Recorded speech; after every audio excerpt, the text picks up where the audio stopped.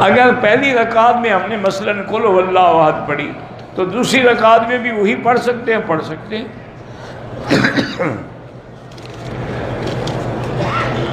حضور پاک نے احرام باندھنے سے پہلے بدن پہ خوشبو لگائی ہے۔ بی بی عائشہ فرماتی ہے میں نے اپنے ہاتھوں سے حضور کے سینے مبارک پہ خوشبو لگائی۔ ایک شخص کی اپنی اولاد نہیں ہے، اس نے کسی سے ایک بچہ لے کے پالا ہے، وہ اس کی جائیداد کا وارث نہیں ہوگا، یہ تو متبنہ ہے نا، حقیقی بیٹا تو نہیں۔ موبائل میں قرآن پاک رکھ سکتے، لاؤڈ کر کے رکھ سکتے ہیں، چاہے حمام جائیں وہ موبائل لے جا سکتے ہیں۔ ہمارے ایک بھائی کو 10% آنکھ میں بینائی ہے، حج فرض ہے، حج کا تعلق بینائی سے نہیں، اندھے بھی تو حج کرتے ہیں۔ اگر صحت ہے، تندرستی ہے، کسی کو ساتھ لے آئے، اس کو پکڑ کے رکھے۔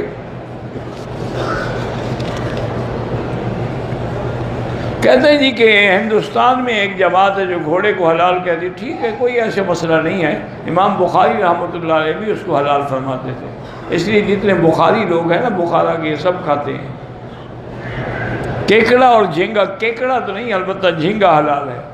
میں نے حضور کے نام پہ ایک عمرہ کیا، ٹھیک ہے، کوئی بات نہیں، اپنے لیے اب کر لو، اس میں بھی تو تمہیں ملے گا نا۔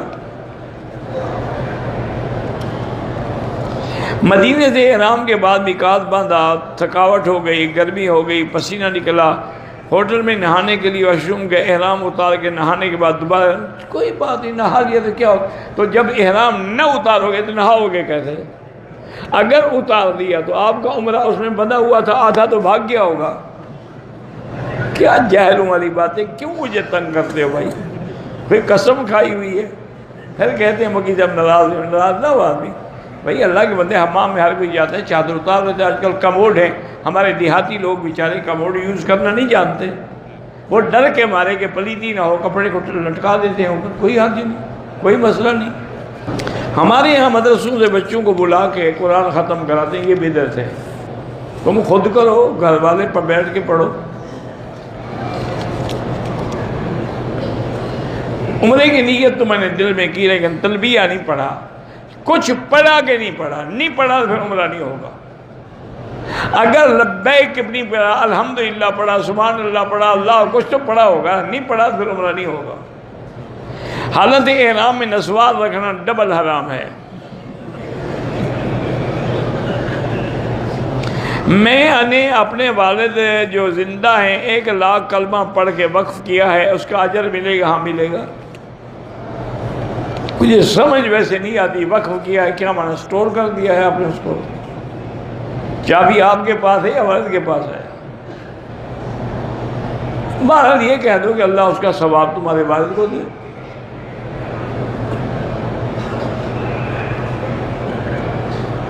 تین سال ہو گئے میری منگنی کو، دعا کریں کہ شادی ہو جائے، تم پیسے شیسے اکٹھے کرو، ہو جائے گی، بھوکے ننگے کو کون دیتا ہے؟ 20 سال ہو گئے، بچہ نہیں ہوا۔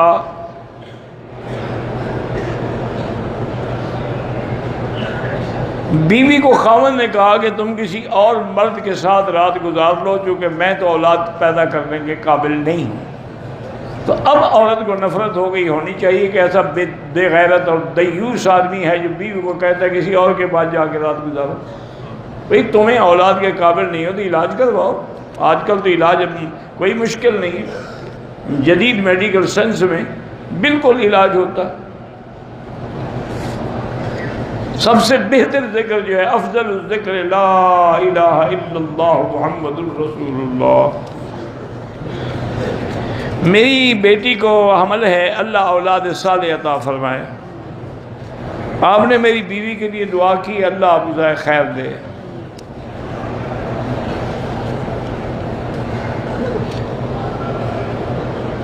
بہرحال اصول یہی ہوتا ہے کہ مغرب کی اذان کے بعد 2 رکعت نہ پڑھی جائیں تو افضل ہے۔ بعض علماء کہتے ہیں چونکہ یہاں ٹائم دیا جاتا ہے، اگر اس میں پڑھ لے تو مستحب کی حد تک، لیکن حنفی مسلک میں نہ پڑھنا افضل ہے۔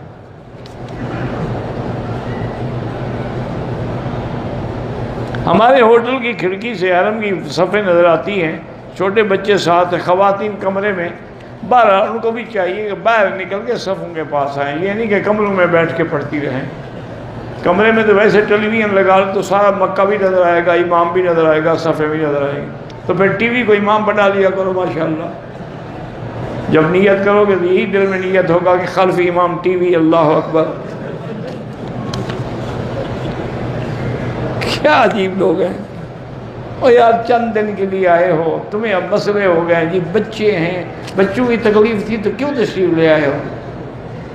نہ لے آتے بیوی کو نہ بچوں کو، لے آئے ہو تو ان کو لے آؤ۔ دیکھا نہیں ہے لوگ 2-2 3-3 بچے اٹھا کے پھر رہے ہیں۔